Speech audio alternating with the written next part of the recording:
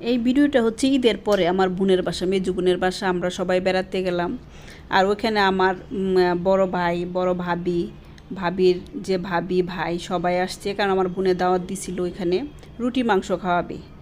আসলে ভাগ্যে না থাকলে কোনো কিছুই হয় না, যদি আমাদের রিজিক না থাকে।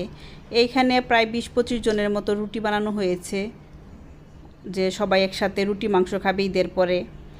তারপরে এই রুটিগুলো কি করছে, একটা আরেকটার সাথে উপরে রাখছে। আমাদের ওখানে বোকামি ছিল, যে কারণ একটু ভাজলে সাথে সাথে ভাজা উচিত ছিল। তখন দেখেন এই অবস্থা, সবগুলো রুটি নষ্ট হয়ে গেছে। আর এমন হয়েছে একদম নরম হয়ে গেছে, ওটা যে আবার নতুন করে প্রসেস করে আবার বানানো হবে তাও সম্ভব হয় নাই।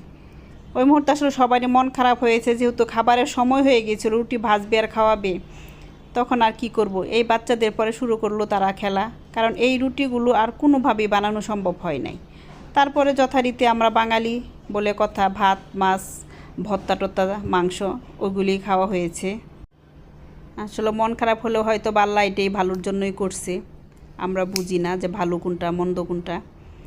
এই হচ্ছে আমাদের ঈদের পরবর্তী বলেন মানে এখানে আমরা হাসলামও কষ্টও পেলাম সব কিছু মিলেই। তখন বাচ্চাদের মজা করলো তারা একসাথে এইগুলো নিয়ে। এই হলো আমাদের মেজু বোনের বাসার ঈদের পরবর্তী আকর্ষণ ছিল।